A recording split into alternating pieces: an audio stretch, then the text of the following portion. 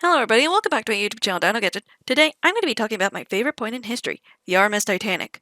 You should all have at least heard of that famous, unsinkable ship that was struck by an iceberg and sank on the 15th of April, 1912. It is known as the most famous maritime disaster of the 20th century. Well, since today is the 110th anniversary of the beautiful ship's sinking, I wish to commemorate it by talking all about it and telling you all the little details you may have never wanted to know, such as it was never actually described as an unsinkable ship, but as the builders had claimed, it was practically unsinkable. On April 30th, 1907, J. Bruce Ismay and Lord William James Peary came up with the idea to build three ships, the RMS Olympic, the HMHS Britannic, and the RMS Titanic. The RMS Olympic launched on the 20th of October, 1910, and arrived at Jarrow for scrapping on the 13th of October, 1935.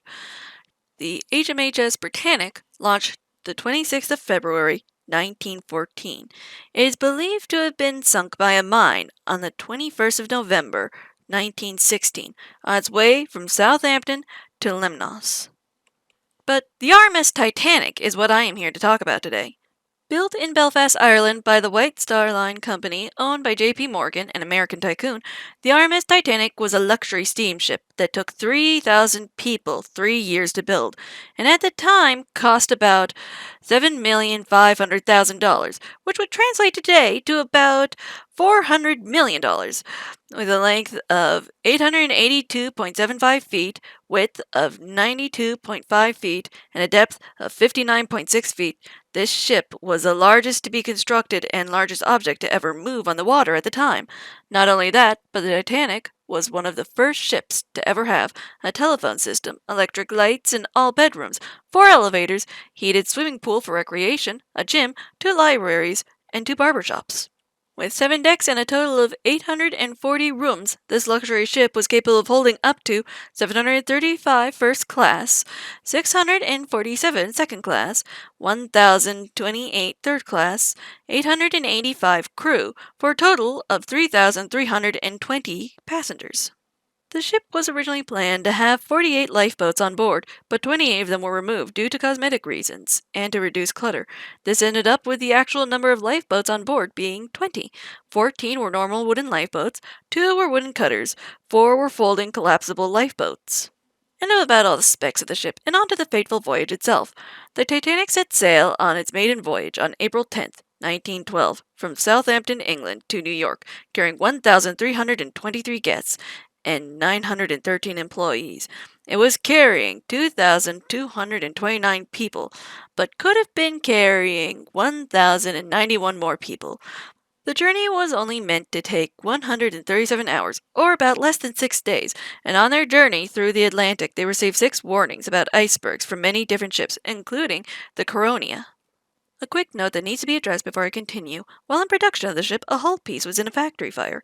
The piece survived and was decided to still be used as was, so that they could launch the ship on time. Unfortunately, due to that error, on April 14th, 11:40 p.m., the Titanic hit an iceberg, and that tore through that hull piece, and the ship started to sink. At 12:45 a.m. on April the 15th, a wireless call for assistance was sent out using CQD, and during the transmission was altered to the new code SOS, which was the first use of this code by a passenger liner. The last transmission from the Titanic was sent at 2:10 a.m. on April 15th, 1912. 18 of the 20 lifeboats were deployed, but the casualties were many, with 815 passengers and 688 crew lost for a total of 1,523 human lives lost at sea. The 706 survivors were later rescued by the USS Carpathia at approximately 3:30 a.m., approximately 80 minutes after the RMS Titanic's last transmission. It would take 73 years for the wreckage to finally be found, but during 1985, 2 different groups found the wreckage on accident. The first was actually of the U.S. Navy. I couldn't find the exact date, but while on a secret investigation of 2 wrecked nuclear submarines, they accidentally came upon the Titanic wreckage, though could not disclose that information due to the secrecy of the mission. Only in more recent years was such information made public. The group that was credited as finding it first was an American and French expedition led by Dr. Robert Ballard.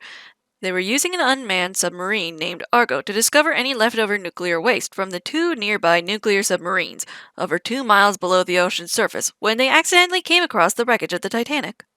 The ship's wreckage currently rests at 2,600 feet below sea level, and due to a metal-eating algae, or some bacteria, scientists currently estimate that by the year 2030, the ship will be completely eroded.